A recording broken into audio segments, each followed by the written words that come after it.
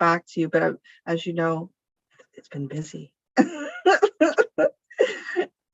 So many great connections and collaborations happening, lots going on.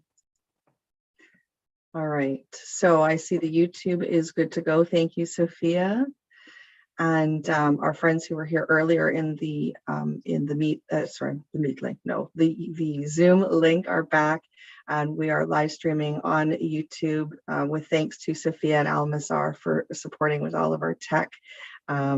Please do feel free to tweet out the do you want to put the YouTube address in the chat there, Sophie, if you don't mind?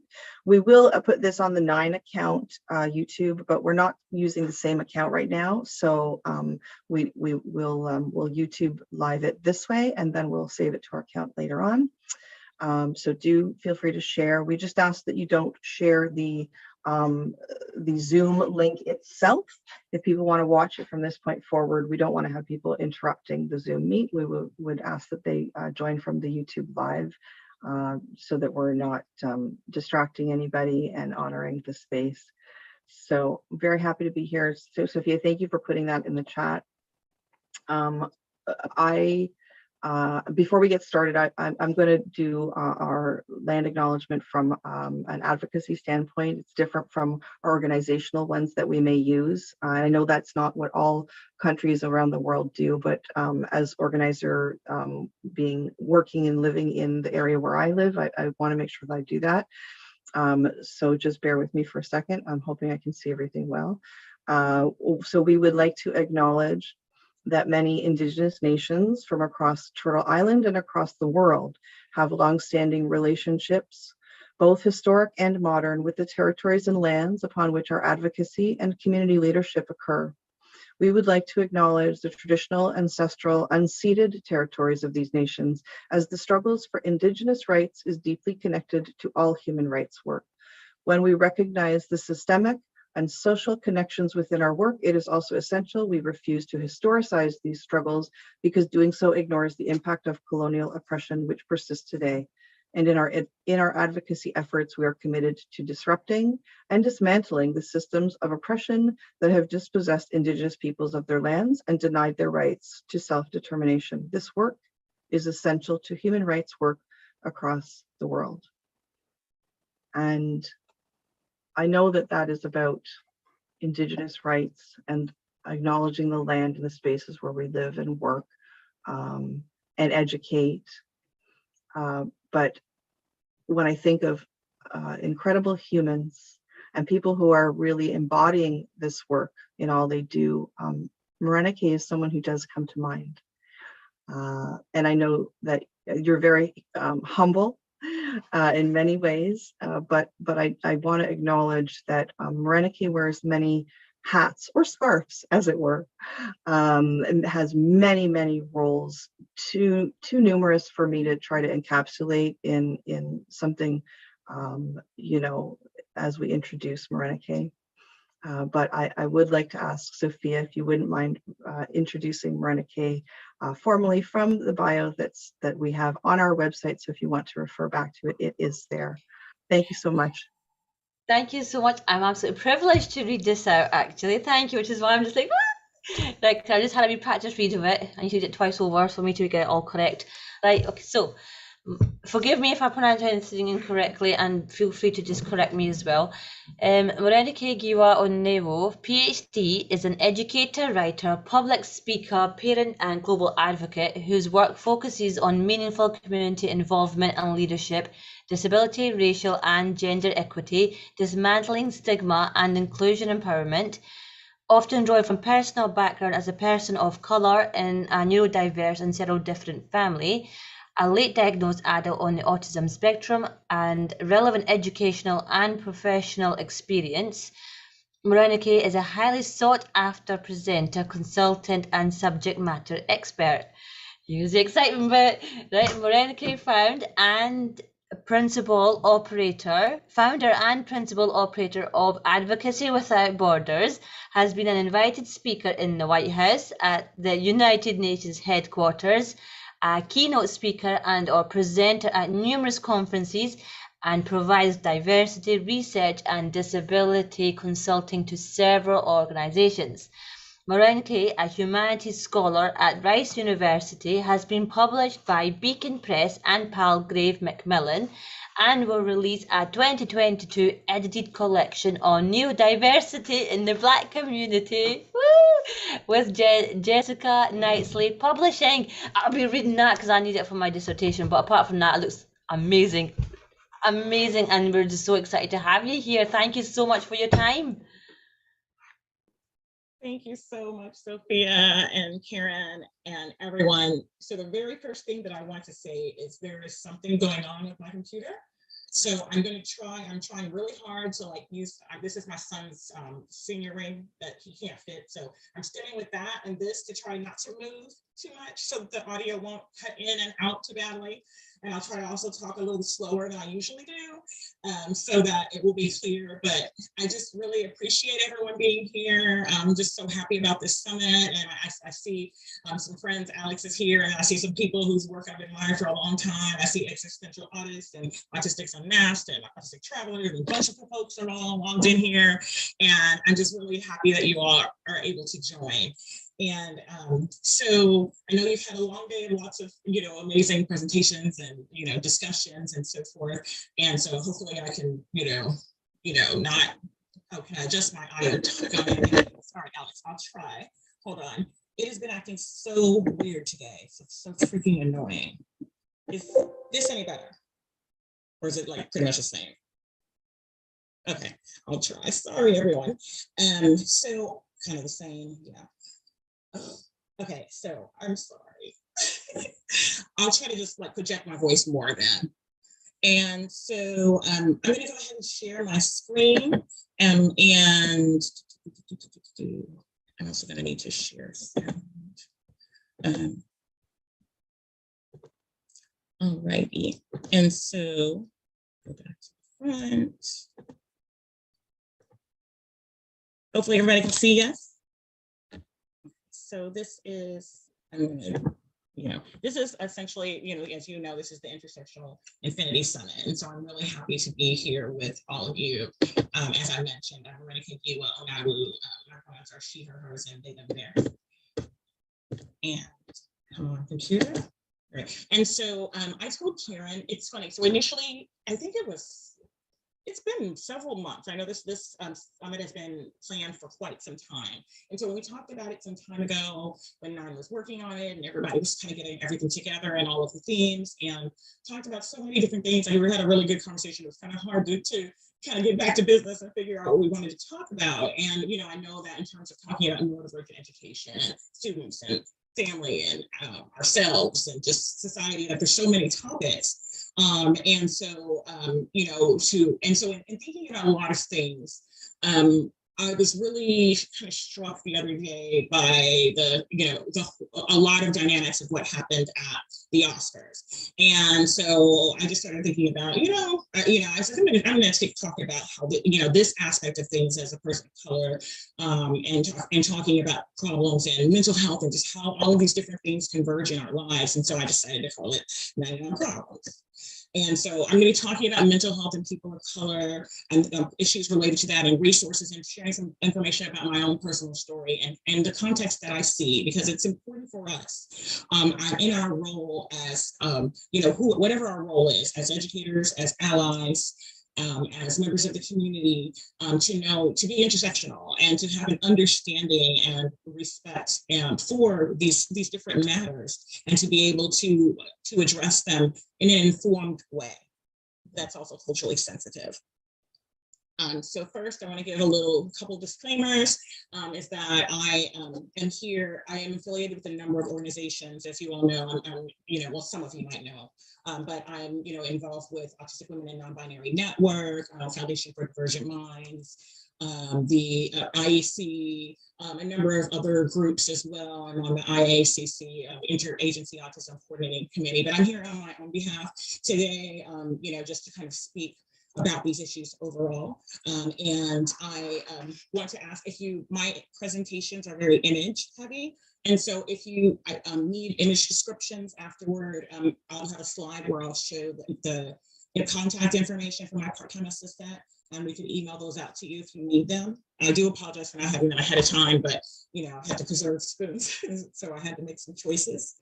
I also want to state that, again, if there's any issues with the audio, I do apologize. We do have the captions, and I'm looking at them now as I speak, and being that I have a Southern accent, they aren't exactly that accurate, but hopefully it will help, us maneuver if my audio is still not too wonderful. I like to start all of my presentations with what I call my 5 C's of accessibility. And that's an important thing to do, especially, when we're talking about neurodiversity. So my first C is for comfort, and I want everyone to be comfortable. So I am in my bedroom. This is my headboard. And I'm barefoot, and I've got my stimming stuff right here. And usually I'd have some snacks right here. I didn't get any. So at some point I'm going to try to get my husband's attention, discreetly, or maybe non-discreetly, to bring me a drink and not a snack at some point. But I want you all to be comfortable as well, because that's the way that you'll take information in. This is our home for the next hour. And so I also want you to connect. So you see the hashtag for the summit that you can use. If you want to tag me, I guess I'm on Instagram and Twitter and YouTube. Twitter is probably the only one I use somewhat consistently. I'm pretty sporadic with my social media use, but I'm at Morénike Giwa, which is more Nike, the shoe, and go away. Or if there's any organizations of your own that you want to share, if there's any points or that, that's how we learn, is by connecting, communicating, and looking things up, and being active. I also want us to be considerate. So everybody here is different. We know that, the neurodivergence is a spectrum, and we know that neurodiversity overall is a reality of the world, of life. And so everyone doesn't communicate the same way or have the same knowledge base. And I just want us to kind of, be considerate and give one another grace before we make assumptions about things. And my last 2 C's are for challenge and commit. I'd like to challenge you. Some of you, it's been a really long day. I just want, if you could just kind of push through, give us a little bit more of your energy, so that together we can, facilitate this space and make it a learning space and interactive. And I want to challenge you that it doesn't matter if you have been involved in this for 1 year, 1 month, 10 years, 20 years, we all have something to learn, and we all have something to contribute as well. So I think that no matter what your role is, I hear some people say sometimes, well, I don't know what to do, I'm just a parent. I'm thinking, just a parent, that's great. First of all, it gives you more credibility, sadly, than it does someone else. But being a parent is a huge role. You have influence, you have people that you can talk with, you have people that you can educate, or if you're an educator, if you're a student, if you're a self-advocate, there's someone that listens to you. There's someone that respects what you have to say, that you can touch, that you can try to bring along, for this ride. And I want to commit you to growing and changing. Nobody is perfect. Everyone's going to make mistakes. We're all going to screw up. Let's not cancel one another when things go wrong. Let's call each other in, and let's try to get this right together. So I'm going to be talking about the Oscars, which there was violence. We're talking about disability, and we're talking about racial matters, gender, kind of a hodgepodge of things. And that's a lot of stuff. So that could be triggering. And so I ask that you, going back to my 5 C's, that you take the initiative to comfort yourself if you need to, as you need to. If it means you need to step away for a moment or whatever it is that you need to do. For me, envisioning things that are positive help. So for me, my happy place is the beach, water. I would live at the beach if I could. And so that's what I kind of do for myself, and when I need that. And I also, again, going back to being comfortable, I realize this is a digital space, a virtual space. And so my computer's acting weird. Like, for example, I'm a little anxious because I like to look at the chat and see how things are going. Because sometimes people will say, oh, great point. Or they'll be like, get on with it. Or they'll be like, you're too loud, or you're not loud enough. But I can't really tell what's going on right now. So again, in the new virtual world that we have, things aren't always what they seem, Hopefully most of you do have pants on, but whatever the case is, I'm just glad that you're here with me and with us in this setting. So the Oscars. Could have been and was, I've read so many things online, and I've read them from so many different perspectives. I've read them from the perspective of the autistic community, because as we know, Chris Rock has a nonverbal learning disorder, is essentially, a very similar diagnosis and has, presentation where a lot of people consider him to be part of the autistic family, whether or not he self-identifies. Will Smith and Jada Pinkett also have their own, have psychological disabilities and other things that they've shared about candidly in the public. All of these people are entertainers. They're all Black. I'm an Xennial, so in between Gen X and Millennial, like the oldest of the Millennials. And so I grew up with these people. I grew up with Everybody Hates Chris, and I grew up with Jada Pinkett, you know what I mean? The different, as an actress, and with Will Smith. And so all these people to me, it was an important, and it was, beneficial to see people who looked like me and looked like my family, and had shared experiences that I could relate to. And then, as I got older and as, when they started being a little more candid about disability, that was another area that I found was, that where there was, connection as well. So for me to think in my lifetime that I have seen a Black president, I have seen a Black and Desi vice president, and now a Black man has written, produced, directed, and won an Oscar in my lifetime. Like, that's insane. I just, I got to die right now. Seriously, it'd be all right. Because this is a representation I thought would never happen. This should have been a really joyous occasion, but it couldn't be for me because it was an occasion full of misogyny and full of ableism and full and cringy feeling that if, we all of us, being neurodivergent, there's already this kind of sense of, having to be this ambassador for the people, wanting to be yourself, wanting to be comfortable, wanting to be free, but at the same time, knowing that you're not, viewed or, evaluated the same way as others. And then there's the racial element on top of it. So there's part of me that's like, wow, that's not funny. I mean, alopecia, a diagnosis that I also have. This is a gorgeous wig. You know what I mean? I like Jada, I suddenly found my hair falling out in handfuls and clumps, and, went from long hair that I really enjoyed, loved stimming with and playing with, to basically none. I was, hence the scarf and, all the different things that I wear lately. In addition to that, I think about the fact that, okay, so this is a comedian, but certain things aren't funny. Some things aren't, I think people in the disability community were tired of being fodder for people's jokes. It gets old. And I don't understand why it's acceptable to make jokes at the expense of Black women or women, people assigned female at birth who are Black women of femmes like Jada. Nor do I think, so there's that part of things. But then there's the part of me that's like, wow, he hurt her feelings. Get him, punch him, like get your revenge. You know what I mean? Like, then there's a part of me like, wow, white folks are gonna think we're animals. You know what I mean? We can't even control ourselves. Somebody's insulting our white. And there's just all of these different elements of the situation, and so many just complicated things in general when I think about all of the stuff that we're doing with neurodiversity education, with acceptance, with awareness, with our engagement with other people, and how all of these things, bleed into one another. And so I really wanted to share a little bit about, Jada's, and this may be review for some people, but I just ask that you humor me. And again, I hope that the volume cooperates, but it's a 51, I think, second segment from Red Table Talk, which is Jada Pinkett Smith's show. And she's talking with her daughter Willow and her mother about wearing a scarf and about alopecia, about the early process of starting to lose her hair and kind of like how it impacted her. And then I'll kind of go on to some other things. So,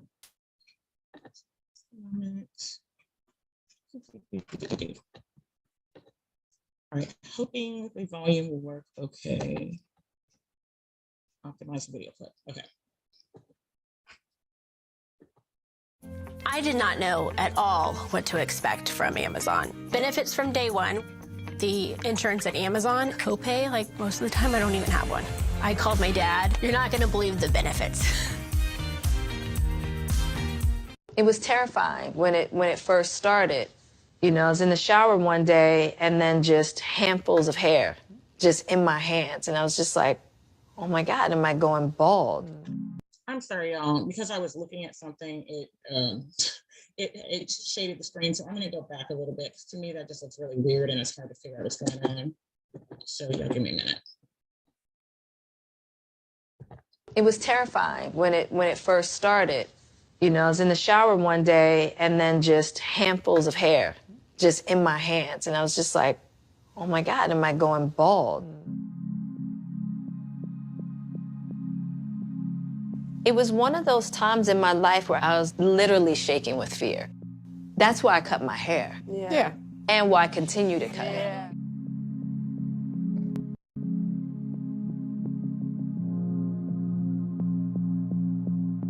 The higher power takes so much from people. And by golly, if the higher power wants to take your hair, that's it. When I looked at it from that perspective, it really did settle me. Yeah.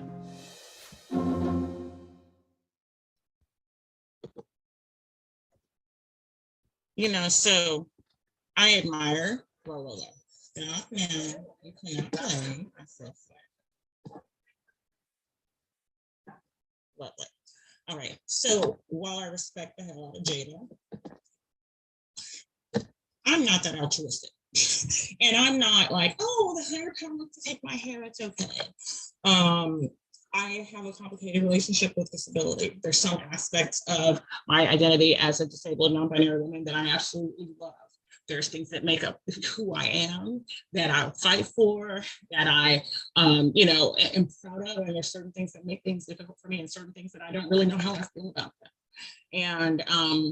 And so there are just so many things, the rules, the terminology, just everything is so different for our community.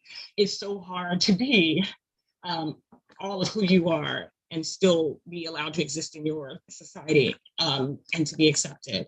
It's very challenging and it can be very triggering. And so thinking about all of that and how all of that was making me feel as I was reading the different posts and I was seeing the news clips and people were saying this one should be in jail or this is not a big deal or who cares or just all of the different things that I was seeing about it. And again, I'm thinking about this, you know, this really, you know, momentous, sentimental occasion, I'm sorry, that wasn't getting its due because of being overshadowed. And it just started making me think, oh, it says your screen sharing is paused. Are you freaking serious? All right, sorry, y'all. Doesn't need to be paused. All right. So I started thinking about Fannie Lou Hamer and, you know, her story and how she shared about how she was sick and tired of being sick and tired. Those iconic words that she said at the 1964 Democratic National Convention when most of us weren't even born yet, you know, but, you know, I just want to talk a little bit about Fannie Lou Hamer because I want to talk about, like, when we look at a lot of things, one of the things that has made me so happy about this intersectionality, you know, Infinity Summit has been the range of voices that are represented, you know, voices that often we don't hear a lot from, that really kind of demonstrate the heterogeneity and kind of the beauty of our neurodivergent community. And so, you know, Fannie Lou Hamer isn't often someone people think about when they think about disability justice or disability rights. Because of the fact that she was, you know, primarily known for being involved in like voting rights and civil rights. She was a granddaughter of slaves. She grew up herself and was a sharecropper. And she knew what she had been shot at and harassed and all types of things. And she acquired her disability because of violence, essentially. And so a quote that has always kind of stuck with me that she stated when people asked her some questions about the beatings that she encountered while trying to register to vote. She stated, "They beat me till my body was hard. They beat me till I couldn't bend my fingers or get up when they told me to. That's how I got the blood clot in my left eye. The sight's nearly gone now. My kidney was also injured from the blows that they gave me in the back." So by trying to exercise her rights in America that she was entitled to, she was harmed because, again, she was disposable. She was a Black person, she was a woman, she was from the South, she was poor. And then if you add disability to that as well, she was, you know, a subhuman. And there's so much of that. That's the reality for so many of us, and it should not be. And so that's why I want to spend some time talking about the issues of mental health and how they impact people of color, and some of the historical elements that we should reflect upon, so that we can give, have some compassion and have some context and understanding for the circumstances that we find ourselves in, or we find our children or our colleagues or our students in, why people might react certain ways, or why we might see some of the dynamics that we see. And the first thing I want to do is just kind of give some credit, give a little credit to B.B. Moore Campbell, who the late author, who did a lot of work sharing, in kind of like in this contemporary America, about the stigma of mental health in communities of color, most specifically her community, the Black community. Her daughter has bipolar disorder or condition, and often there are when you need to reach for help, there are limited resources. There's a lot of stigma. It's not universal in terms of like shared decision making or supported decision making, how family members can help you. And a lot of people would rather be anything else but disabled, or and one thing that B.B. Moore Campbell said was, stigma is one of the main reasons that people with mental health problems choose not to seek treatment or take their medicine. Many people of color, particularly those who are African American, feel stigma so much more keenly.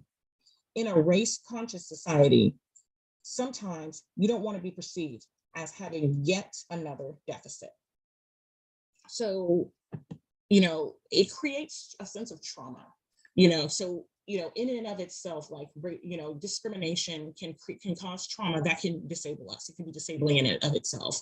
And then there's inequities that we face already in life that, from the, the air that we breathe in the areas where we live, or the type of paint or water that we're consuming, or, so many different things. The food deserts in our communities, or what have you. There's so many things that impact and kind of, layer upon one another that can impact our health, and particularly our mental health. And this goes back way far. This goes back before any of us ever were born. This goes back to, colonialism and chattel slavery. There was a land acknowledgement given a little earlier. And so, I, as someone whose parents, were raised under colonial rule, who lived, in West Africa, where, essentially the indigenous people's land were taken, and where they were, languages and customs were forced upon them, and I think about how devastating a lot of these things were. This was just everybody's reality. And, thinking about people like Harriet Tubman, who was a disabled woman, who would have, who had visions and so forth, and how she was revered for, and used her differences to aid in the Underground Railroad and in getting people to freedom. But I also think about a lot of the accounts of the empires in Africa that are often not talked about, because our history doesn't start with slavery. We don't start under the whip, but when I think about, I see so much evidence for, kind of the beauty and the creativity in neurodivergence when I look at history. So I talked about, again, Harriet Tubman, Sojourner Truth, Phyllis Wheatley, all of these individuals were disabled individuals, had disabilities in some way. Phyllis Wheatley Peters had a disability since she was a young girl, and actually died in her early 30s. And so I mentioned Sojourner Truth and Harriet Tubman, from that slide and this slide earlier, also as individuals who have disabilities. And Sojourner Truth has the powerful Ain't I a Woman, poem, where she kind of really takes the concept of public intellectualism and feminism and turns it on its head. But this isn't something that's unique to people, who are of African or Black descent.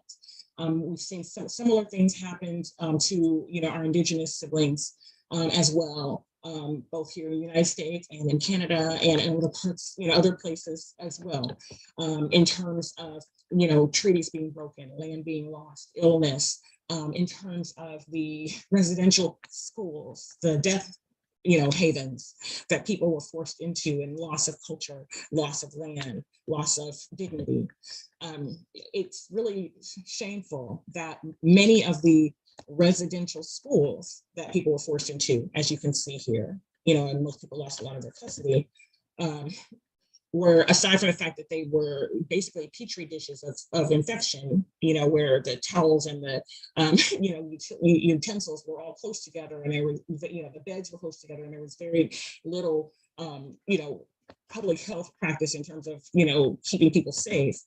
Aside from that, those same places, I'm sorry, I meant to go back one, when some of these schools, what had formerly been, it's just very interesting when you look at, if you are into architecture at all, in a lot of places, there is no difference between the asylums of old and the residential schools. A lot of times they moved out and took off one sign and put on another. So what had been, a Willowbrook type of place was supposed to be a home, a place to educate youth who were at best allowed to see their parents once a year, who were yelled at, who were loaned out to families to do, physical labor, or to care for their children without money, who were not allowed to speak their languages or practice their customs, and were grossly mistreated. And again, there's lots of discrimination, again, as we keep going. The separate, segregation, separate but equal, a lot of the discrimination, the sundown cities, that discriminated against people who were indigenous, signs that said things like no dogs, no Negroes, no Mexicans allowed. There also were signs that said no Irish, no dogs, no Irish allowed too. They were, in many places. There were people who were treated badly for if their name seemed to be overtly, Czech or Jewish or what have you, to the point where a lot of people started to change their names so their children wouldn't face the discrimination. There's things like the Japanese internment camp, of which I discovered about 2 years ago that there was one just only a few miles away from, like maybe about 15 miles away from where my family lives. And it's just shocking. And how people were, were treated so terribly and discriminated against so horribly, for nothing but for the crime of the way that they looked in the country where they lived, where they were, paying taxes and paying bills and raising their children. And then there's the sanctioned, so there's societal sanctioned, reproductive justice, horrors as well, such as the No Mas Bebe campaign that was inflicted upon so many different women, where they would say that they had emotional instability or cognitive disability, or that they were homeless or indigent, or whatever they would do to sterilize these women and to take the custody of the children that they did have, and forced consent that occurred in so many places, which is not consent at all. Tuskegee is another one. Allowing people to basically spread syphilis to, untreated syphilis to their spouses and to and children, over a length of period of time, and giving them a pittance only when over 40 years later it was caught. All of these things, I know that this is the past, but the past and the future and the present are all intertwined.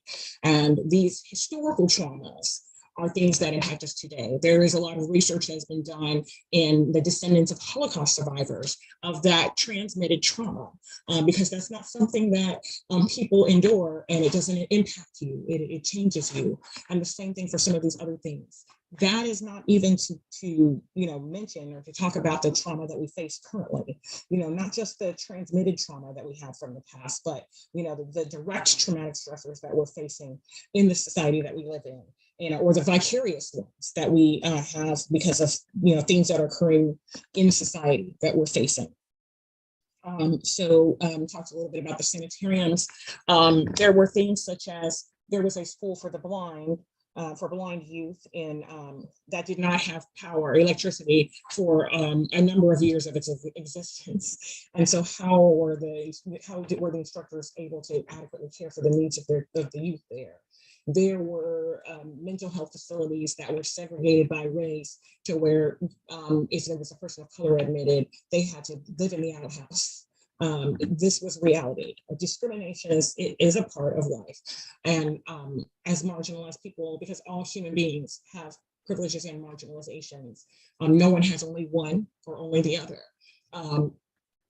These are times when basically for no fault of our own, we aren't given the proper rights or encouragement or chances or or opportunities that we deserve.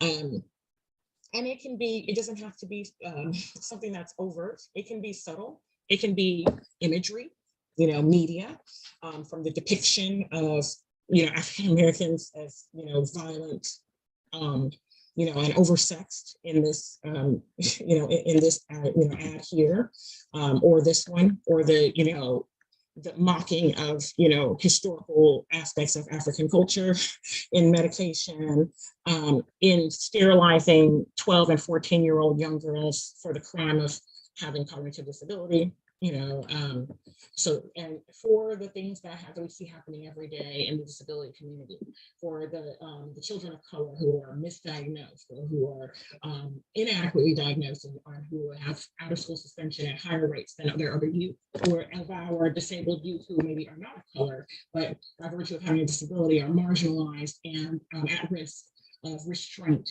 of being harassed and bullied, of the fact that we have legislation, but it's hard to enforce, and it doesn't provide adequate protection for people. There's the situation of the fact that it's very difficult to have autonomy.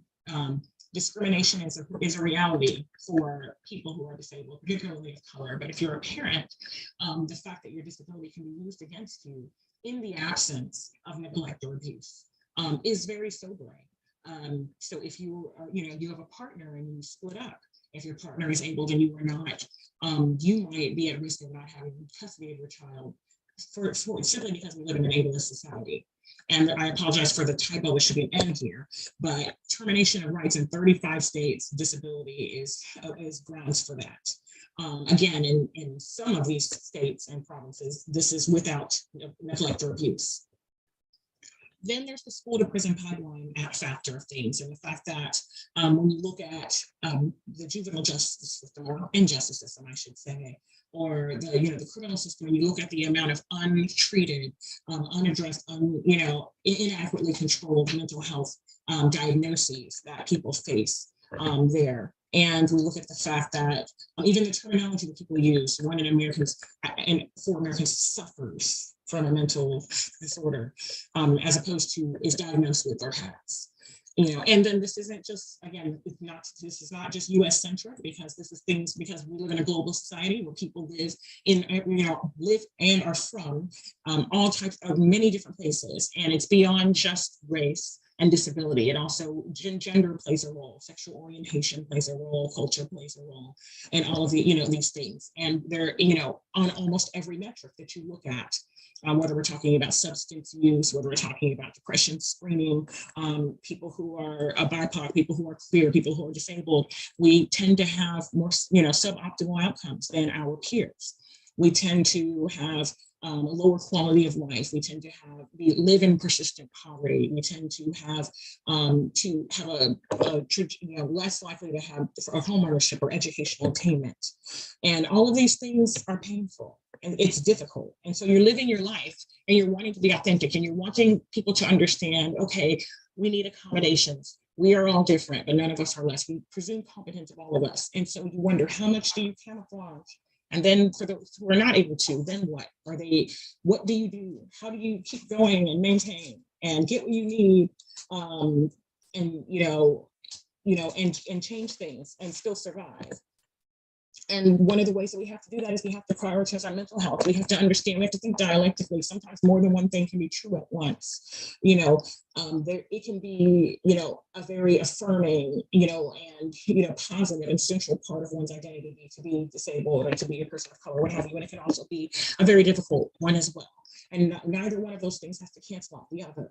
And we can care about our communities, and we can care about our people, and still understand the need for self-care, to care for ourselves, or to have boundaries and to have limits. And so I've been really moved in recent years by public figures who've been, particularly those of color, just the actress, or all of these people who have been sharing openly about, some of whom are deceased, like Frida Kahlo, some of whom are sharing about their, psychiatric disability or mental health or, neurological differences in one way or another, and kind of putting a face on it to, so that people know that they're not, it's not just them, it's lots of people. And this is something that since my youth, I've, had various, varying, circumstances with, mental health and suicidal ideation and so forth. And a lot of this is what encouraged me to go into education, because I wanted youth to have a better circumstance than I did. So some of the things that I do is I try to accommodate myself. So this is a picture of my backpack, my purse. I carry things with me that I need. If I can't find speech, then I've got, badges. I've got my pronoun badges. I've got stimming things available, because you just never know when you're somewhere and some kind of noise or circumstance could trigger you or harm you. I also lean into the things that I like very much. I'm into, I love Steven Universe, Dragon Ball Z, Dragon Ball Super. I love the Marvel, cinematic universe and things like that. Certain books, I love the Expanse series and the Over Newton Chronicles. And so I read these things and I watch these things, and I lean into these things that I enjoy as a form of self-care and emotional regulation. Community is also important. And so people are, there's a project, a wonderful project on this website, neurodiverse.com, of people showing their faces and, of people of color, depicting who they are, living their lives with, their various different disabilities, quote unquote, invisible disabilities, many of which are, related to mental health. And so I think it's important. Everyone doesn't have to, you don't have to be the represent, be the ambassador or share. You don't have to be a self-narrating Zoom exhibit to still be able to share your own personal experiences as well as that of others and to change. And so on my website, which is MorénikeGiwa.com, I have a resources page, including some things specific to mental health. So this is just some links about cross-cultural mental health. But I just want to encourage all of you, to take care of yourselves. And so whether it is a situation like, we're going to make mistakes. This mistake may not be as big as jumping on a stage and slapping somebody in front of the entire world. It might not be that, but it might be something that you feel is, that you're concerned about, or you feel like isn't representative of who you are or the person that you want to be. And despite that, give yourself understand that the next day, today is another day, and give yourself permission to be who you are. Today I'm speaking to you all. It's been kind of a challenging day health-wise. And as I mentioned, I couldn't find my scarf. And like I told you all, I have alopecia. This is a wig. And I need them. I often wear them when I have to give speaking engagements, when I have my camera on. But it's hot, so I'm taking it off. And so I just want to encourage you to be you, to be who you are, to love yourself, and to understand that there's only one you. Thank you.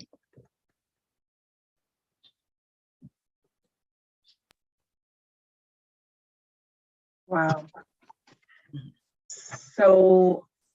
So much. Like Morénike, I'm just so blown away by, first of all, everything you shared tonight, obviously, but everything, who you are as a person and what you represent in terms of certainly all of your professional work, but just that message that you just ended off with, right? About being authentic and being you. And we'll talk about, be beautiful. And you are that be beautiful person. You are that person that we all look to within the community of autistic and otherwise neurodivergent folks. But I think, globally, what you're doing, it's like every time I turn around, there's something new that Morénike is trying to make change and spread love, but also, it's not, we do things in gentle relationship building ways, but there's also the time for really taking agency and really pushing the envelope and navigating pathways, like you have, been in political circles and community circles and cross-cultural circles. And I think you represent so much here, and that's why I just am so humbled and honored to have been able to connect with you back in the fall when we did. For me, it was a pivotal moment, and we did have such a wonderful conversation. And I was, it was, I think, in many ways, life-changing for me, and I hope it is for others who get to learn from you and connect with you, because you are that person who went out there and started normalizing stimming. You are that person who has put yourself out there in so many ways, and just so humbled and honored to be in this space with you. And thank you for being here. Really so grateful. And you all think, I know that we went a little bit over, so I apologize. I thank you for those of you who were able to stay on. I really greatly appreciate all of you. And just, the summit in general. We just hope that we can kind of keep this momentum going for ourselves, for our community. Absolutely. And I know that earlier when we spoke, you were saying that you're okay to take some questions. I know we've got a few friends here helping to field both in our Zoom chat, but also in our live stream chat. And I know, Maddie, you're still there, I believe. Natasha is there. Yep, excellent. Thank you. And Sophia is there. And I just want to do a quick shout out to Almazar and Sophia for helping to co-host this in terms of the tech as well. It's been a blitz of just nonstop, but it's autistic collaboration at its finest, right? It really has been. Yes, certainly lots of work went into it ahead of time, but it's amazing to see the organic things that are happening as we're connecting and thinking, oh, maybe we should live stream this differently, or, anyway, I don't want to take up any time, but I wonder, Maddie, would you and maybe Sophia, if you're there, I just want to make sure I'm not interrupting what Sophia's doing, because she might have bedtime routines or et cetera. Would you like to kind of facilitate the questions? Is that okay? Okay, all right. Yeah, sure. Sophia's back as well. Yeah, I just want to say to Morénike, thank you so much for not just the presentation, but all you are and do and represent, and this learning opportunity. I'm eternally grateful, as I'm sure everyone else in this room is and should be. Yes, in terms of questions to everybody in the Zoom call, if you'd like to put them in the chat, we will pass them over. Just to start off, really, Morénike, the personal question about allyship and learning how to take practical steps to give not just tokenistic solidarity to more marginalized communities, but actual amplifying things and giving that solidarity in practical forms. Seeing a lot of tokenistic celebrations, but then actually using this to be something of force. Just any tips and advice for those well, again, being white cisgender male as myself, and then breaching the connecting the communities in this sense. I'd appreciate that. Yes, I think that's a great question, because I think that it can be somewhat overwhelming. The person is like, their heart is there, but what do you actually do? And so I think that over time, it's almost kind of like circumstances in life shape what we're going to do. But in the beginning, what I would always encourage people is I would always encourage three things. First is to take some time and educate yourself, because I feel like sometimes we can do more harm than good by not knowing enough. So it doesn't mean to be static. It doesn't mean to use it as an excuse, but it means that we all have to learn. It means to dig deep and to dive deep and to find out. Because for as much as we might know, there's a lot out there that we don't know. And so it's never, like learning, it helps us to grow, expands our worldview. So, I encourage people to learn more, and take an earnest effort to learn more, not just surface level, but again, you can't know everything. So maybe sometimes it's going to be, breadth as opposed to depth. But try to learn and also be cognizant of the fact that you're always learning, that you don't know.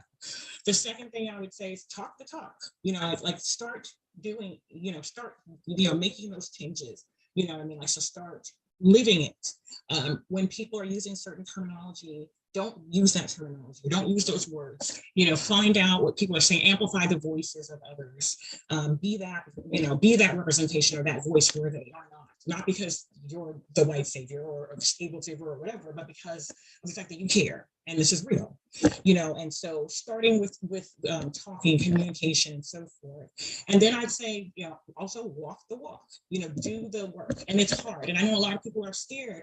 And I'm like, I look at people sometimes and I'm thinking, you have no idea the potential that's in you. You have no idea how meaningful and your presence is, and how many people you touch, and what you're radiating, and it can be in the small, in the large, whatever it is. I feel like there's that authenticity shines through. I still to this day can remember daycare and elementary school teachers that cared about me. I remember their faces. I remember some of their names. I'm not young. This is decades ago, but these are people who, the way they treated me, the way they spoke to me, the way they talked to my classmates, the way that stuck with me. That, I still think about a college professor that made science come alive for me again after others had made it boring. And, I just think about one speaking engagement I went to, and there was a mother there with her little girl. And she said, my little girl wants to shake your hand. She's never seen another Black autistic woman before. And I just wanted to cry.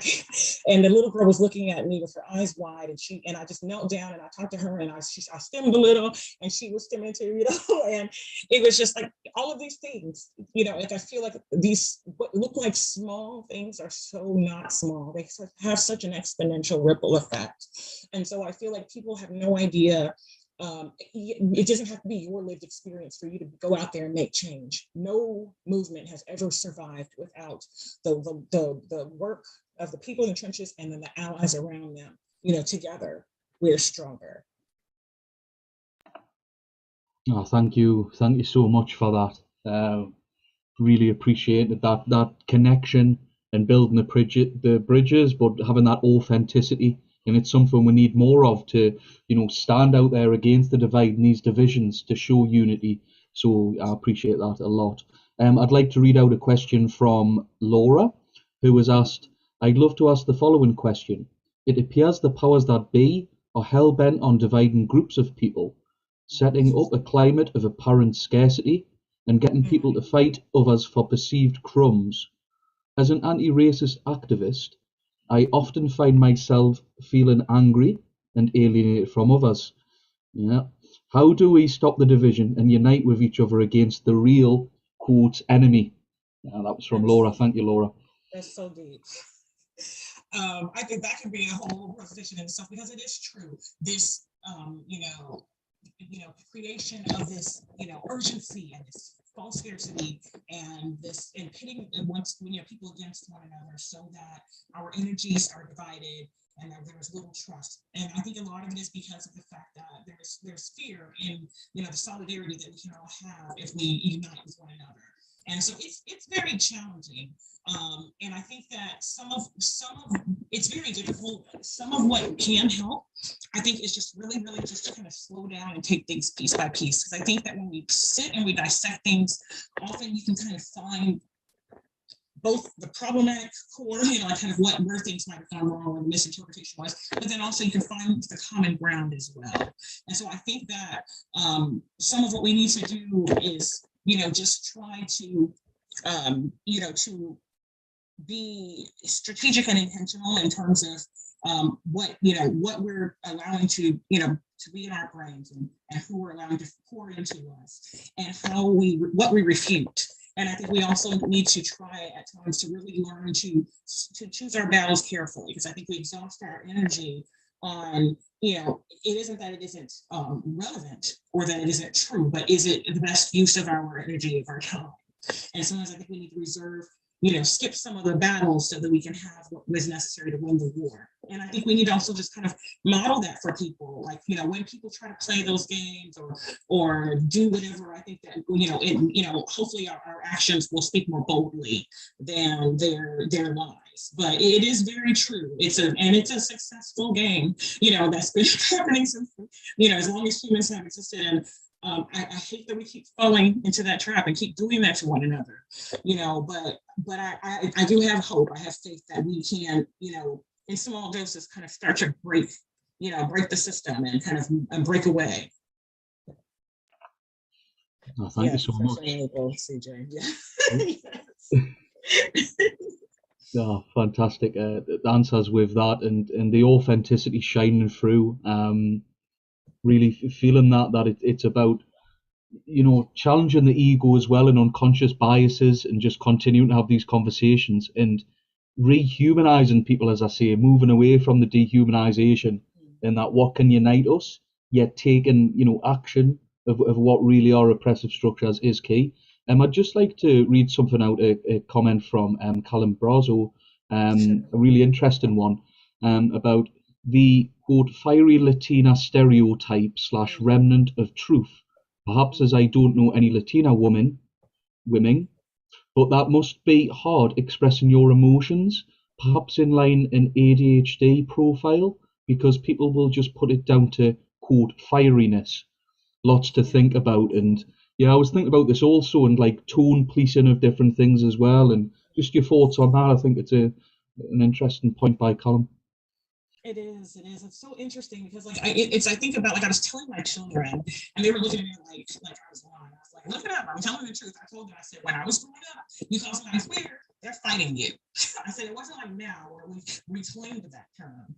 I said, and they were like, oh, really? Like, it's just so odd to them, for that to be, they still don't understand, it doesn't make any sense. And so I think that there's a, when that's actually the reason I put that one, image on there where she was basically pushing back against the fiery Latina, thing, because a person can be demure, they can be fiery, it can be a combination of both, and or none of the above. And I think that, as you mentioned, the tone policing, people are saying, oh, you are out of control, oh, you all are too emotional, and then they're doing things that are, fueling eugenics and discrimination, and we're supposed to be calm and non-emotional and objective about that. Like how, and so it's just really, it's problematic. And so, and I think it also causes people to kind of hide aspects of who they are. I think about how I have developed a lot of internal stems because of growing up, the adults and teachers said, stop moving, stop doing this, stop doing that, stop doing that. And so I didn't stop studying, I just hid it. And so I just think about how much of that, with ADHD, with dyslexia, with giftedness, with intellectual disability, autism, with whatever a different, all of the different, flavors of humanity, living as we are can be hard. I think about the fact that I tell I try to tell people that stop saying that your son is too young to be gaming, or this is too old. This thing's not, everyone wants to ascribe things to a particular timetable, and it shames people, and it keeps us from being who we are. And the thing that's very interesting is that a lot of the traits that you see in neurodivergence, when they exist in the general population, they're revered. They're seen as experts, they're seen as dedicated, they're seen as unique, but the same things are pathologized in us. And so, ultimately, it doesn't benefit anyone. What society has always gained from having those out-of-the-box thinkers. We've always been the ones to kind of do things differently and make things happen and recognize those patterns. And so I agree. I think that that's a really unique, it's something that I had to think about as being a person, being a non-binary Black woman, and thinking, okay, so if I'm, this is wrong, but if I call this out, is it just that angry Black woman thing? Is it the attitude? Can't I just be passionate about this because I am? Because I'm just really passionate. I think if I was, pale, I'd be just as passionate. I think I'm just me. But I do understand, and I think it's frustrating, and I think that there's a lot of erasure, and I've noticed it, and it goes, and I think when we're talking about the hidden aspect of disability, even though it's truly not that hidden, I think about my white colleagues who are marginalized, but that's erased by society as far as they're concerned. If you're not visibly racially or physically disabled, you need to fall in line. And that's completely negating people's needs, people's uniqueness. And it's, you know, it's putting people, you know, in a tiny little box that doesn't fit most of us. No, thank you so much for that, Morénike. So many thoughts. We'll have, oh, Sophia wants to, Hi, hey, guys. Sophia, come in, yeah. Thank you. Got a question. Sure. What message do you have for fellow autistics in April? Hopes, advice, and strategies without getting in trouble by the police, I would have to say. It's a wee bit extra. You know what I mean, man. You know what I mean, right? I love our people. We don't mess around. We just say what we need to say. And so, you know, it's interesting. Like this year is the first year in many years that I actually so this is, I don't know. I will see if this advice works because it's the first time I'm doing this. But for the Disability Day of Mourning in March, I usually commemorate it. And this year, I kind of decided to kind of keep away, you know, and there's nothing wrong with, you know, being in community, but it was something I decided to kind of be at home and contemplate and maybe, you know, put something out and address it later.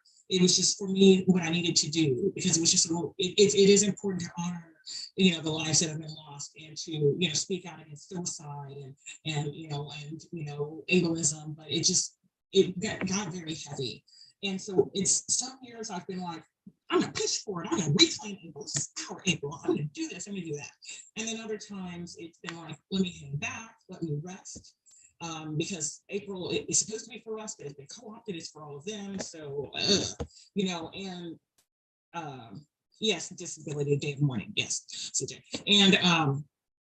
And so I think that this year, what I'm going to do is for April is I'm going to try to, you know, so my advice is, again, I don't know if it works, but what I'm going to try to do, and I suggest that people try to do is I'm going to take it day by day, because often I'm looking at the whole month of April and is it a big stressor, or am I going to keep myself busy to not be stressed, or what am I going to do? And I think that feels very exhausting to me right now. And so what I'm going to do is I'm going to take each day at a time, and I'm going to try to affirm myself, you know, and my children, you know, as an autistic person in my community, try to think of something positive, try to review something, you know, that makes me feel, you know, kind of contemplate things that are positive. And then if I have to go out there and do my battle, whatever, I'll do it. But I'm just going to try to take each day at a time instead of looking at April as this 30-day month of hell and stress of puzzle pieces and stigmatizing language and functioning labels. I'm going to look at it as this is April 1st, this is April 2nd, this is April 3rd. And I'm just going to, you know, one day at a time, walk it in. I'm hoping by doing so, I can, you know, kind of like be a little bit more mindful of what's happening and not lose myself in the shuffle of what people think autism is or is not. And I'm going to actively avoid some things very much. Oh, I agree, CJ. I identify as tired. Yes, it can be very tiresome in April. And so I'm going to kind of give myself, I'm going to take it like self-care time. And so, you know, and I hope that it works. We will see. It's like it's a different approach that I've ever taken. I've always tried to be prepared for it and not just kind of go into it, but I'm just going to kind of do it spontaneously.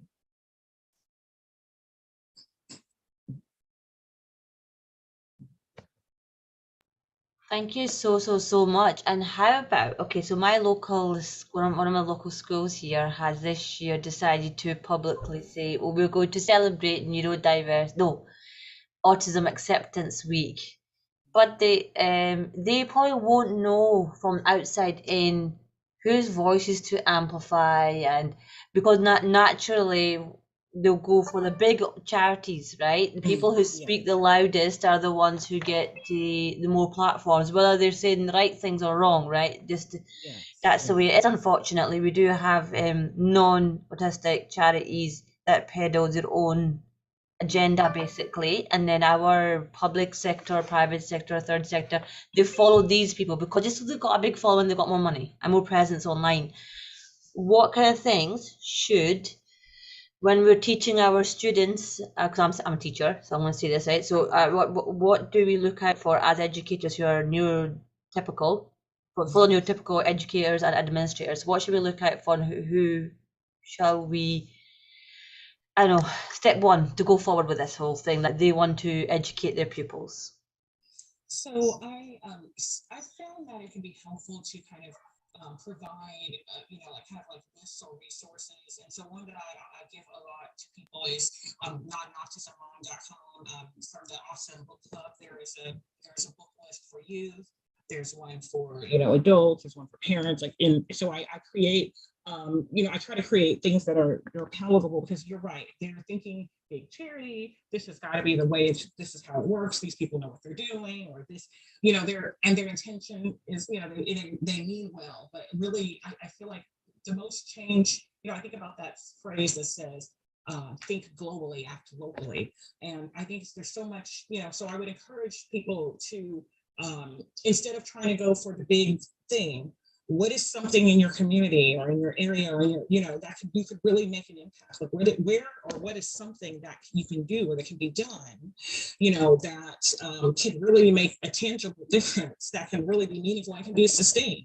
And I feel like that's something that people don't do often, unfortunately. And so why, if you can take this whatever it is, this amount of energy and this time, and you can pour it somewhere, like I try to tell people, like, okay, well, these are some resources you could help right now. Like, I tell people, for example, is there a place where you can give public comment to your school district or to a government?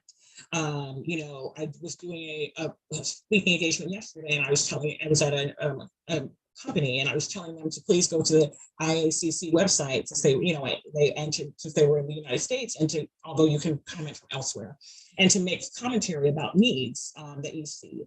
I was telling people about how there are programs there, educational programs, training programs that need assistance. How there's the Autistic People of Color Fund, program that's fiscally sponsored by AWN that provides micro grants to autistic people of color in need, whether you're a child, whether you're an adult, and there's other programs like the Citizen Directed Supports Fund that does so for disabled people, not necessarily disabled people of color, but disabled people, regardless of race. So like trying to find practical resources, I think, is very helpful. If people are able to do that, it's hard, but I think that, is there a school, or is there an art program? Is there something that you can focus on? Is there a local, a leader or advocate you can come and bring to share, or, their experiences? And is there a scholarship that you could raise money for and to help, rather than just then your money going to be another little zero on the end of this big organization that doesn't even know you exist? What can you do to help? And then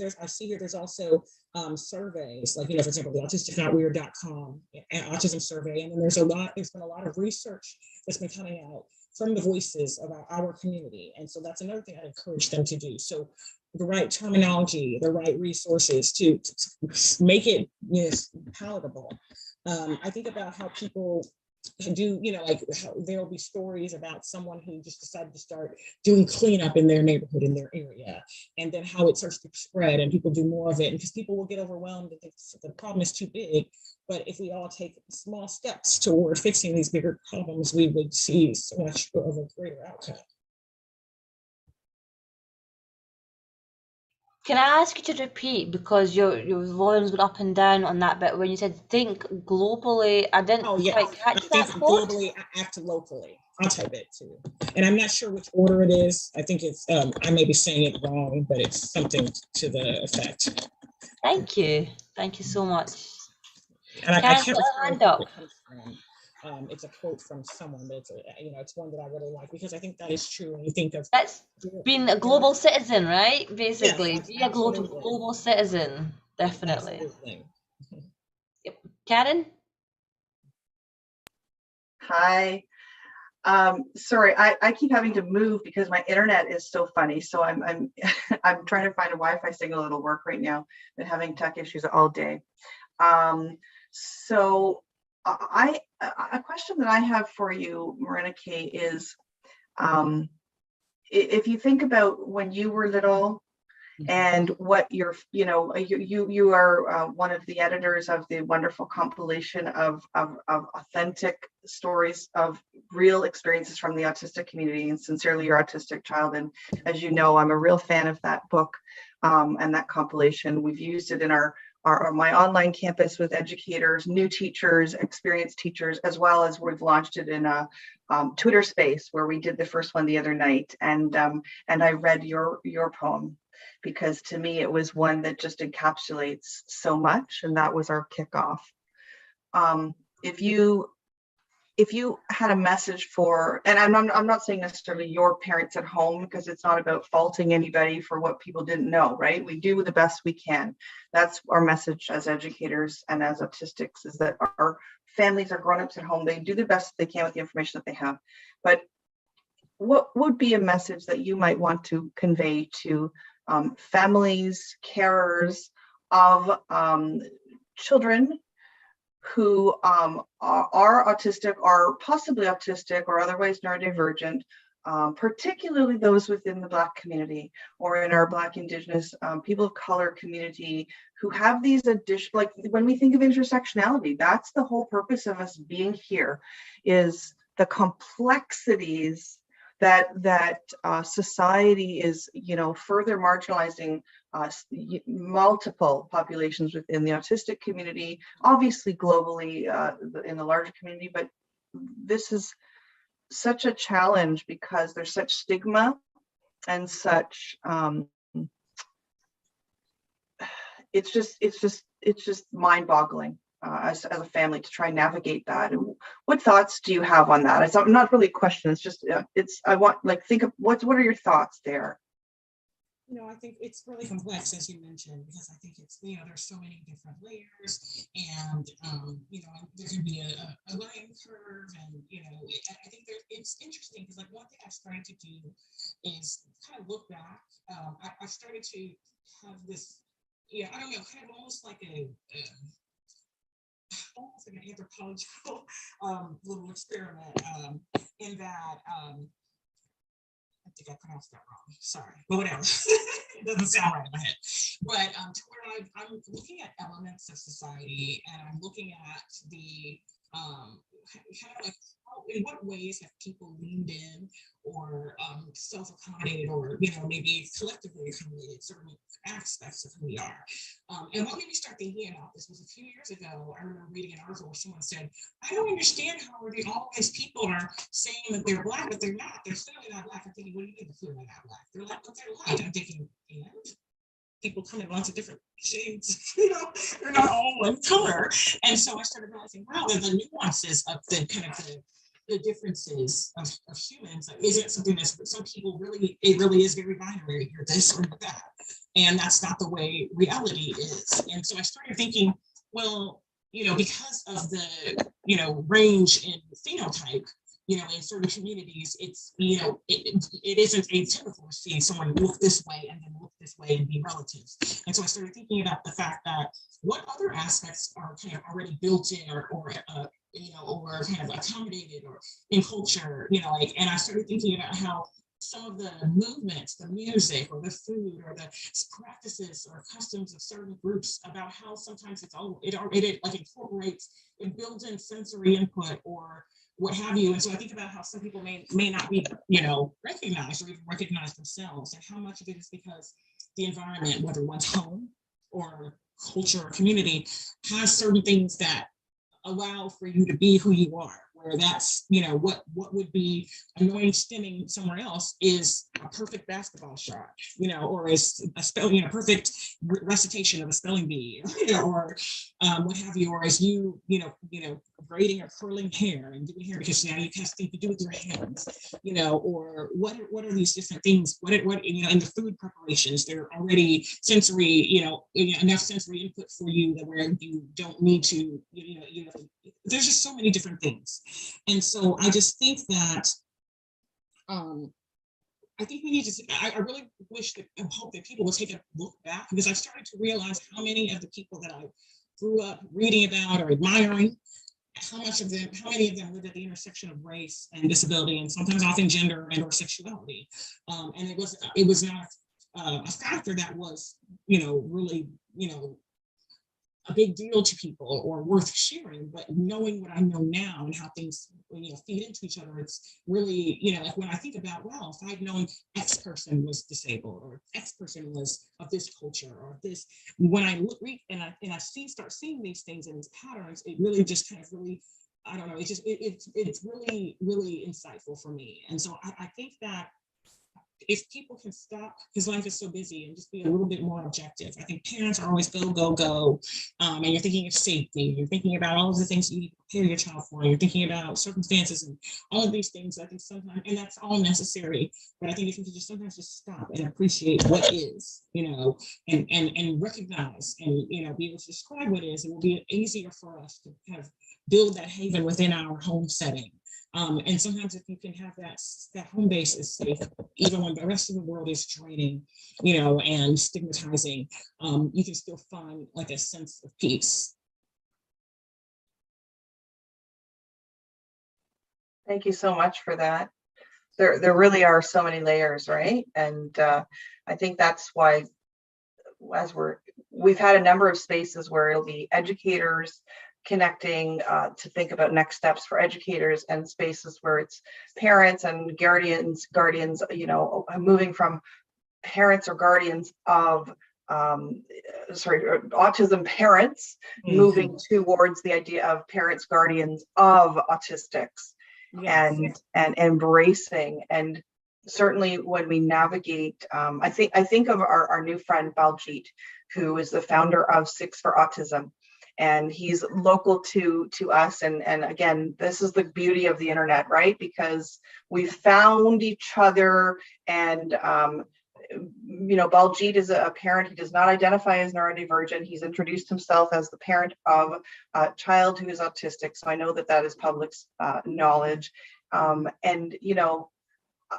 him and the organization Six for Autism, I know there are people in many communities who really want to advocate for their children in ways that are best for their child, but while navigating pressures, not only of systems, but also of culture, faith, gender differences, gender identity differences, like all of these pressures and stigmas. And as somebody who has co-founded and done so much, and founded and written and you name it. Do you have any thoughts for someone like Baljit, who is trying to do the right thing, but with all these constraints upon him in terms of the pressures? From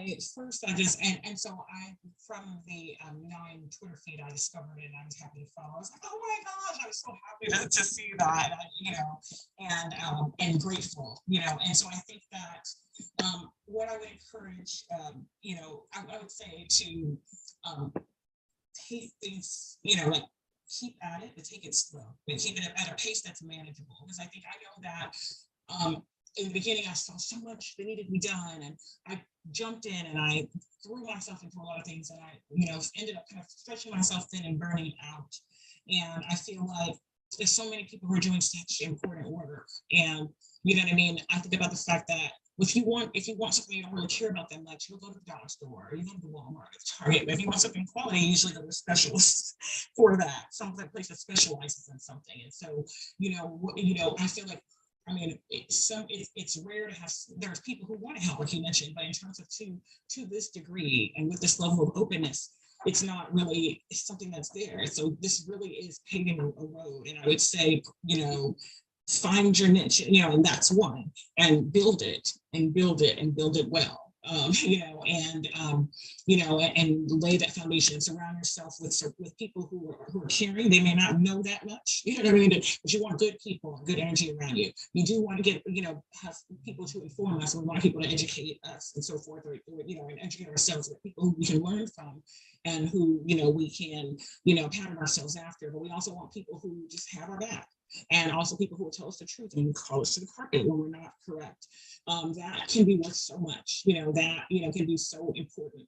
It's just that support system, those people who are willing to kind of pick up the load for you and kind of encourage you when you're down and remind you of what you're doing while you're doing what you're doing, and trying to find a way, like if you could be passionate about 25 things, but maybe pick 5 and focus on those 5 and become a master of those 5, or and so and learn what other people are doing so that you can, we have such a community of people doing so many things, so we don't have to be a generalist, when we can have specialists.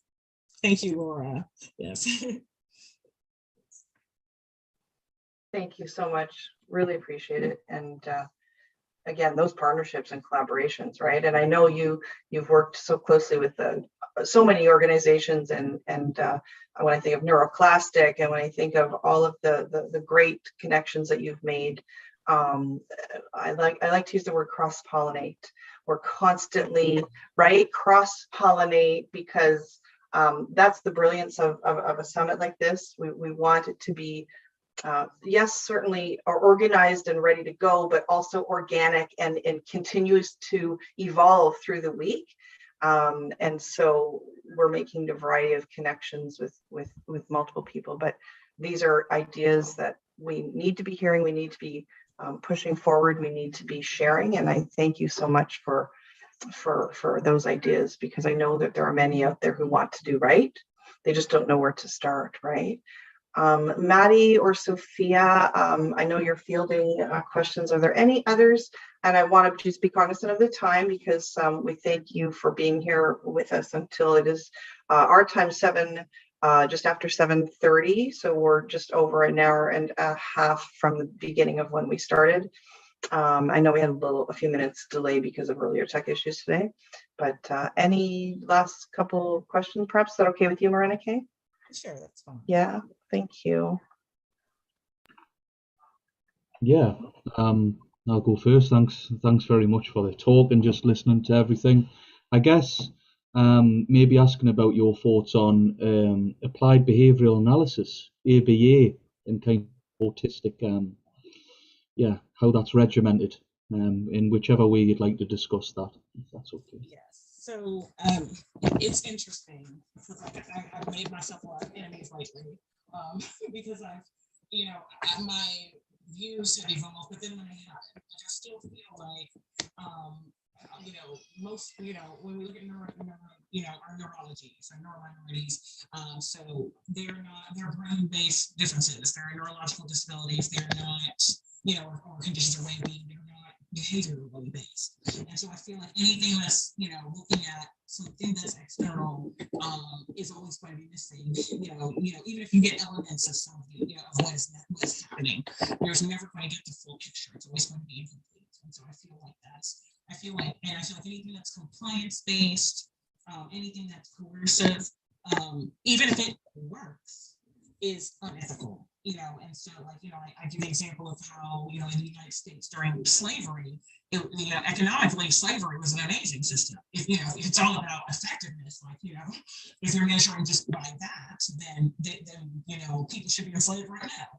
But in terms of the bigger picture, the human rights factor and all those other things, it's inhumane. There's some things, there's no price that's worth that. And so I think that just because you can train someone to mimic or behave or a certain way, they can seem to gain some skills, is it worth the internal cost? And I feel that, I know there are people who are trying to make reform from within, with ABA. They're trying to infuse different practices. They're trying to take something problematic and they're trying to take the perspectives and the criticism and feedback of the community and make changes, and I hope they will be successful. I think there's a lot of great people with who are ambitious, but I think it's very difficult when you look at the basis of the field and and a lot of the practices and the trauma that's been that has occurred. At the same time, I know that for some people there isn't much else in their community, and so and I know that there's complexities, such as if you don't, are you going to be accused of medical neglect if you don't do this, or is this the only thing that's in your area and don't have resources. We're in a rural area where, you know, sometimes people don't really know what else they can do, or don't feel like they have many resources. So I feel like no matter what a person is using, whatever resources a person is utilizing, be very engaged, make sure it's very client-centered, ask a lot of questions, observe, make changes. No one should hand you anything that's template and cookie cutter. And I think people should think things through about what are you actually hoping to gain, and what is the long-term, what's the long-term benefit of whatever that you're doing. If people can use other resources, I encourage them to. I would say, if you stay away from ABA, stay away. I'm just being honest.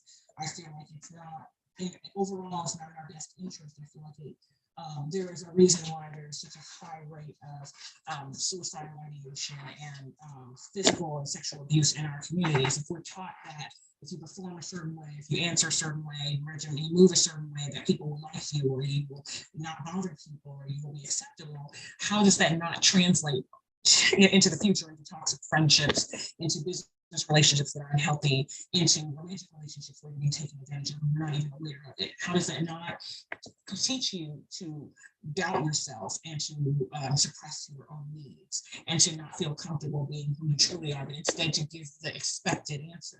How does that encourage authenticity and true vulnerability? It doesn't. It teaches you how to shame. I mean, it teaches you shame, and it teaches you how to be fake. Maybe very effectively fake, but still fake. At the same time, I also know there's some people who go in. We've always had people infiltrate everything. You know what I mean? I know there's autistic people who've intentionally gone into ABA so they can go into a practice and turn things all around and change things up and shape things up. And they may bill it as ABA, but the practices that they're doing are more developmentally appropriate, more naturalistic, and they're really just kind of thumbing their nose at the system to be able to help autistic children. So I know that it's complicated. I do think that some of the natural developmental behavioral interventions are an improvement upon like the discrete child training and some of the things, but I also think about the fact that my two autistic children, before my own diagnosis, when I first came in, and the scare tactics that ABA right now, or your child's life is going to be destroyed, and so forth, and putting one child in, and then later learning more and not putting the other. And I look at the two of them who are very close in age, and I see one that's still struggling with tremendous anxiety and a lot of self-doubt and a lot of things, and I see the other that isn't. One can pass, one will never pass. But it's passing the rule, and it isn't. And I see, well, whose quality of life is better? I just feel like there's too many things in this world that are already difficult and challenging and uncertain to introduce another element of potential fear and potential trauma. And if you can find something else that could hopefully maybe be slower, but have a positive impact. By day, man. Yeah. Oh, thank you so much. That was so enlightening, and I look a lot into research around ABA and the different practices. So I appreciate that. I believe Sophia might have a question, or I can do a follow-up one. Sophia, I've seen a few, and so I know that there is a researcher out of the University of Texas in Dallas, Desiree Jones, I think. One more time. Sorry, there's a researcher there's a couple of people who've been researching, BIPOC experiences, like neurodivergent experiences. One of them is out of UT Dallas. I think it's Desi or Desiree Jones. I can't get the names because your audio's not good. I'll try to email it to Karen, so that you can have, because there's some people who've done some of this work. And I'm sure there are more. I wish I knew of more, but I know of a few, and it might be of interest. Oh, take your time. You don't have to answer right now. That's okay. I found you now. It's okay. And so CJ said Grant Bruno is one. Okay. Yeah. I never seen those. Are awesome. I was just I didn't know. Thank you. I love these types of things. Like, you learn so much from people. All right. I was just going to ask, actually, building on that, about the link with high functioning and low functioning, like people expected and just interested how, yeah. I hate it. gets horrible. What person wants to be called low? You know, that's what I think I can understand. If they, you know, like I think they need to think about, you know, those of us who are neurodivergent, we can often be very little, high, low. I mean, it's like, who wants to be low? Why would a person want to be called low? And then how do you determine high? High in reference to what? Low in reference to what? And when? In what circumstances? I just feel like it's so imprecise and inaccurate. And I wish people would just say what they mean. Like, it makes me think, and I use this example quite a bit. I tell people about, like, you know, my family's from West Africa, and I lived in the Midwest part of the United States in my childhood, and in the South and on the West Coast. But there's a saying that in the South that people used to have pretty hair. And pretty hair meant a hair texture that was softer, you know, finer, it was like curlier, but not as thick, like not an afro texture. And so I'm thinking, the opposite of pretty is ugly. So if your hair is not like this, your hair is ugly. Because it's not pretty, okay, and ugly. It's like one or the other again. So I was just thinking, why can't you just say curly hair, you know, or soft hair? Why don't you say what you mean? You know, there was also a saying pretty eyes. If a person had hazel or green or brown, or, you know, eyes, anything other than dark brown like mine, they were pretty. So I'm thinking, so are my eyes ugly? I guess they are. Why? You know, like, and so instead of saying, people could just say what they mean. If you want to say this person's minimally speaking, this person's an AAC user, this person has, you know, a full-time aide, or, you know, this person has a lot of, you know, noticeable stereotypy in their movements, or this person, whatever, say what you were trying to say, describe person A, as opposed to saying high and low, because I think that, you know, I guess Laura, I never said her last name right. I think SONCK. He says that, you know, being high functioning means that your needs are ignored. Being low functioning means that your strengths and your attributes are ignored. You know, and it's very frustrating. And so I think that people shouldn't be described in that way. It tells us nothing about who they are. It's just an arbitrary word. It's not part of the, it's not in the diagnostic criteria. And so I just, you know, it disgusts me when people are like, you know, this person's mildly autistic, this person's high functioning, this person's low functioning. It doesn't tell us anything about the person, and it doesn't, you know, uplift or respect people, you know, and their, you know, and the uniqueness of people. No, thanks. I just remembered the great Autismatic saying, I think he said he was spicy autistic or something. Oh, I love that. Spiciness or somebody, like, we're going to have, like, you know, or profoundly autistic, well, a spicy level, I don't know, fiercely, Yes, you know, like mix it up with the language, you know? Yeah.